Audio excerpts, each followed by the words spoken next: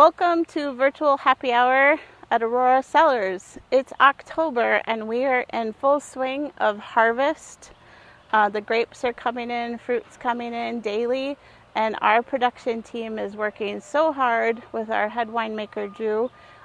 They are doing all kinds of things, and that's what we're going to do today, is give you little clips of meeting all of them and also seeing things in action. So hope you enjoy. Thank you so much for joining us, and happy harvest. Hey, so I have Chad here with us. Hey, how's it going? Chad is our cellar master for Simpson Family Estates.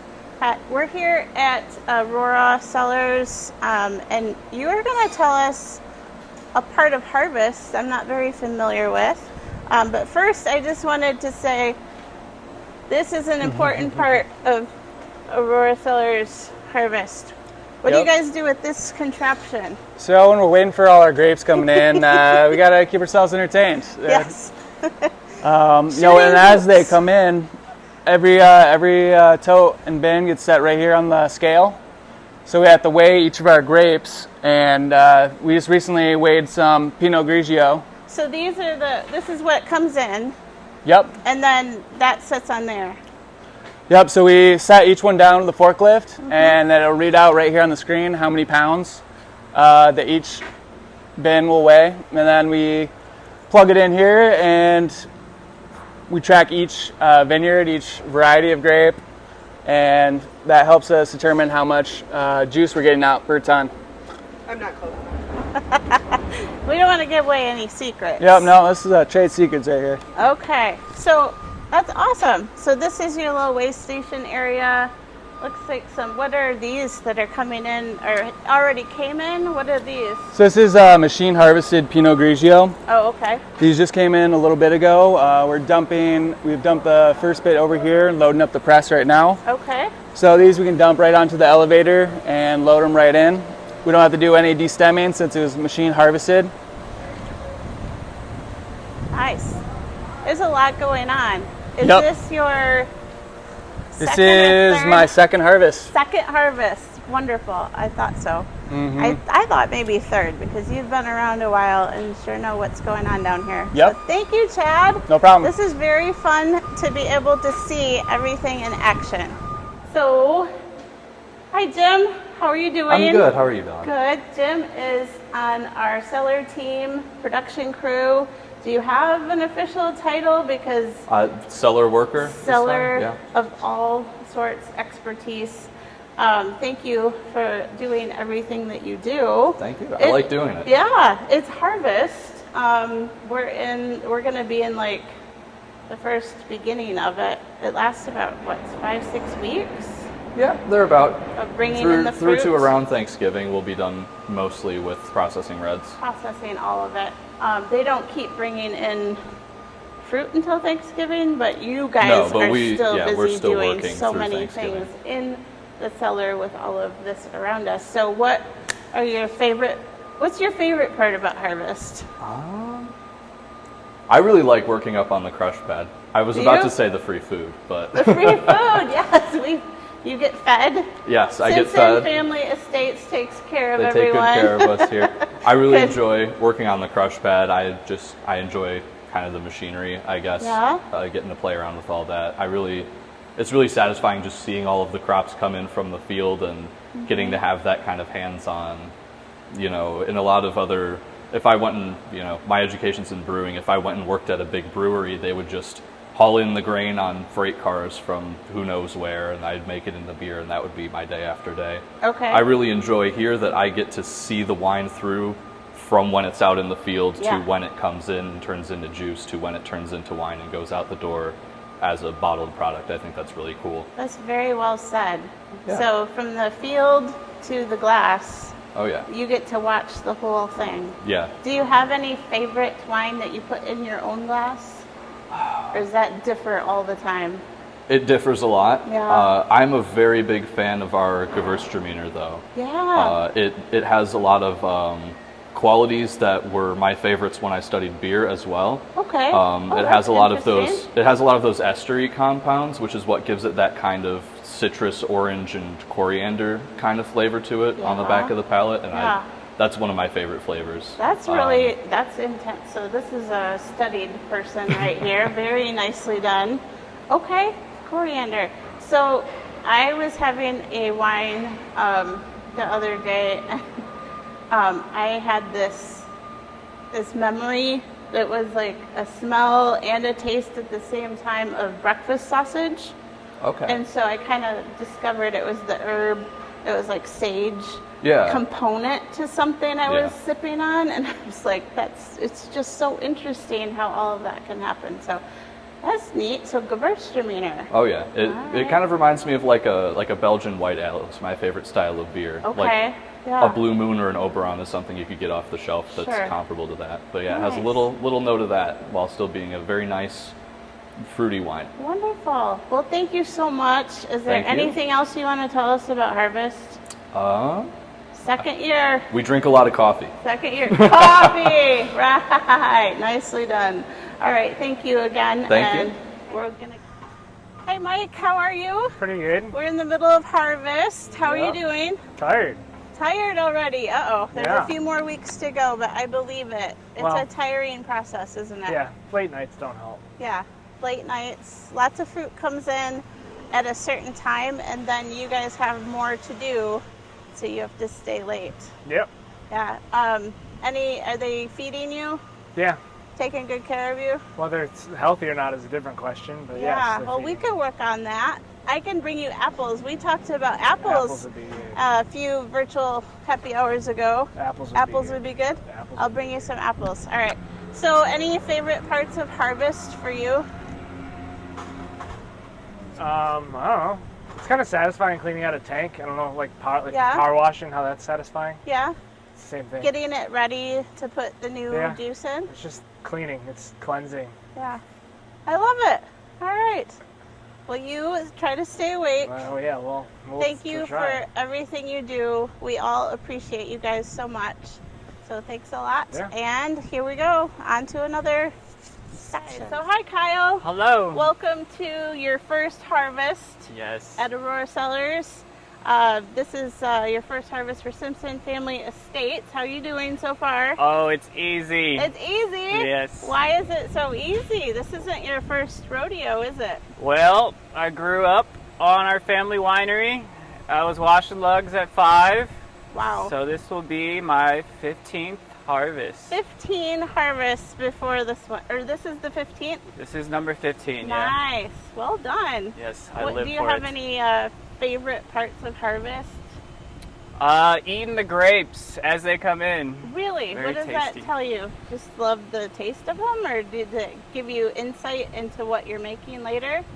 Just getting the varietal characteristics. Yeah.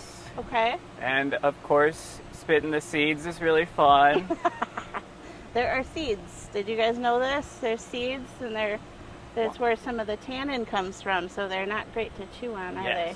No. They give you insight, but you don't want to swallow them. Right. So what have you harvested recently here? We've done Pinot Noir, Pinot Meunier, we've done Pinot Grigio, so all of our sparkling grapes. So early sparkling, and that's to get them harvested before too much sugar? Too much sugar. So we don't want sugar, we want it dry as a bone. Nice. Yes. Well, we're so glad you're here. Yes. Thank you for being part of our team, and thank you for taking time with your awesome hat. I've got a new hat. It's nice. To join us. And we'll be talking to Kyle in the future more, part of our production team here. And so now we'll be on to go up to the crush pad with Drew. All right. Drew, Hey, how's it going? It's the beginning of harvest. How are you doing? Doing good. What are you drinking? This is the very end of the press of a Pinot Grigio, so this will actually go towards Leora. Towards Leora? Yep. Okay. So this is harvested from Rick's or... Oh, I don't know.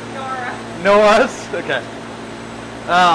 So this you scooped out of here. Do you want to see this? So this is the very end of the press cycle, the first press we were running. You can see the color is a lot darker. Yeah. Pinot Grigio, as it is, has a dark tone to the skins, but it doesn't stay in there. Here, this is the very beginning in the other press. We just started this one. So if you want to look. Oh, I see a little lighter there. A little lighter. Okay. And then a lot of that color will drop out. The tone will be darker than, say, like a Chardonnay. But that's just natural from the skins. Yeah. So. Oh, that's neat. So that's Aurora. So this is what Kyle and I were discussing, that all the harvest so far is, you don't want that sugar because it goes through the sparkling wines. Yeah. Yeah.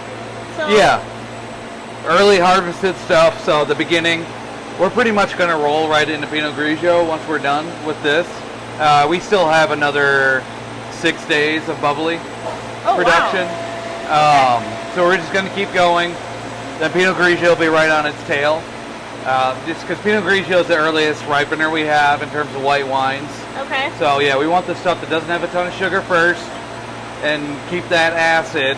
And then as we start getting more into the 10th, into the 10th to the 15th, that's usually where we're harvesting Pinot Grigio, almost always. Okay, so that's when we're going to be talking to people on virtual happy hour. Into that. What comes next? Is there an order, or are you still watching what's happening in the vineyards? Still having to watch what happens. I'm relying on, Nick and Jason to kind of tell me what's happening if I can't get out there. Yeah. Because we get to a point here in about 2 weeks, there's going to be too many things happening at once that I kind of just have to trust them. So it works.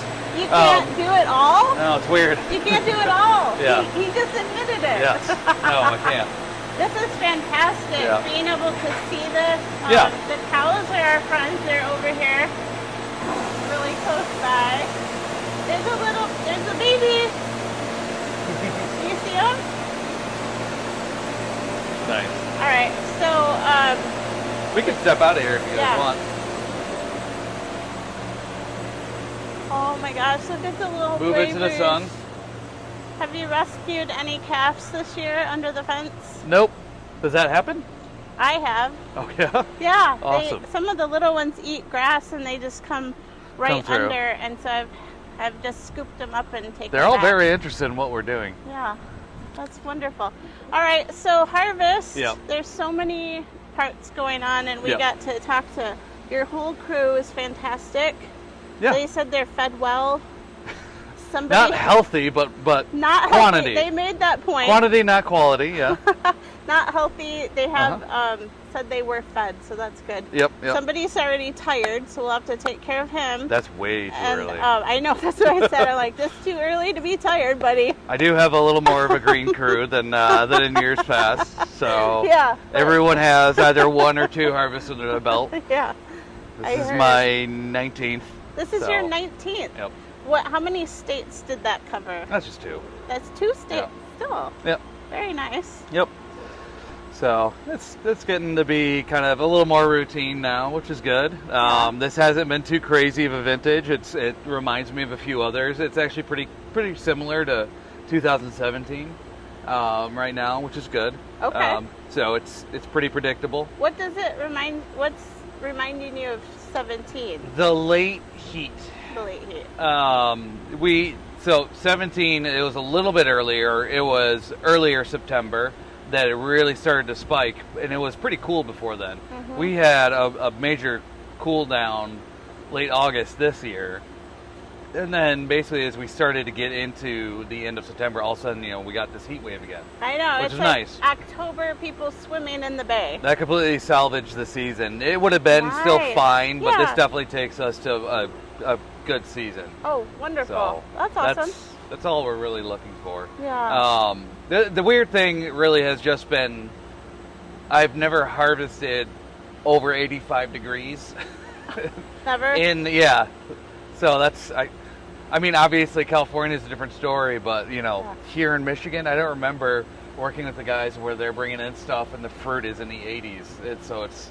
It's been a little challenging. We just have to adjust our schedule just so we can pick when it's cooler. Do you have to do, like, if they bring it in and it's too warm, do you have to do things faster, or do you just have to we need to process it faster. It's not, we don't really have any great avenues to cool it off. Okay. I mean, you know, you could try dry ice or something like that, but it's not super effective. So really, you're just best off processing it, getting it in as fast as you can, cooling down that juice. Okay. So wonderful. we'll see.